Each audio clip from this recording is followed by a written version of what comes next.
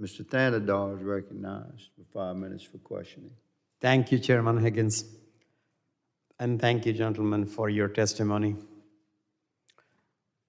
I have heard from both sides of the aisle that transnational criminal organizations and the smuggling of illicit drugs like fentanyl is not just a US problem, it is a global issue. There are bad actors all over the world looking to profit from these deadly drugs.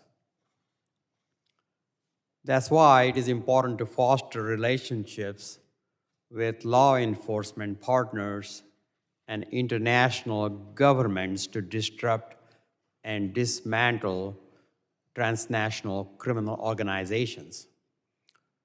Mr. Kagan, you mentioned this point in your testimony.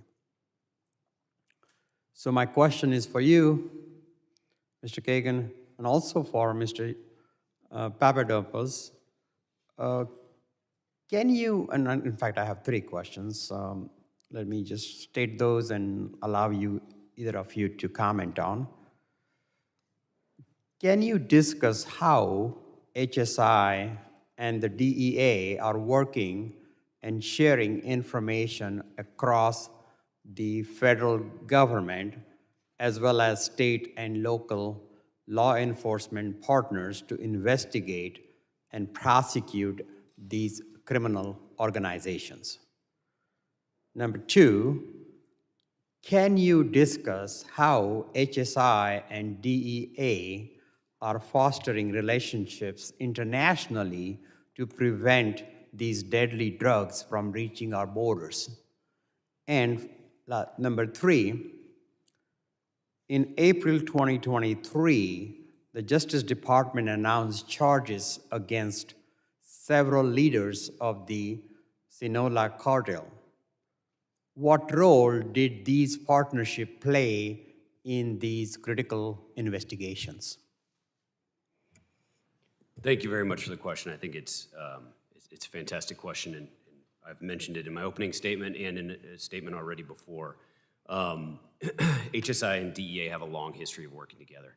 I mentioned that we both worked together in the same building, which is actually a fusion center where we bring in information, intelligence, and 30-plus federal agencies sit in this building where we share information and ensure that we're taking a whole-of-government approach towards attacking the cartels and the transnational criminal organizations. We both have very similar tactics as well when we're working with our international partners.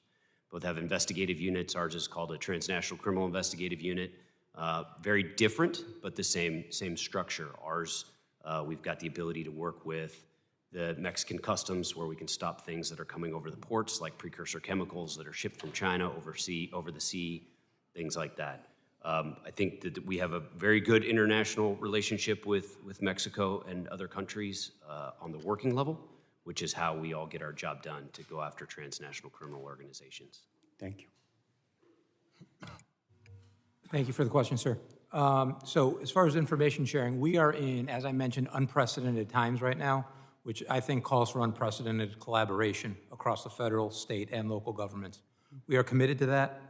We are using every tool that we have available, including sanctions and rewards for justice, to get the word out. As far as our international relationships, we have a big international presence also, and that's because we want to be proactive. Most drugs are manufactured outside of the United States, and then they need to be transported here through other countries. So when we're outside of the United States working with our international counterparts, we are being proactive instead of reactive, waiting for the drugs to get here.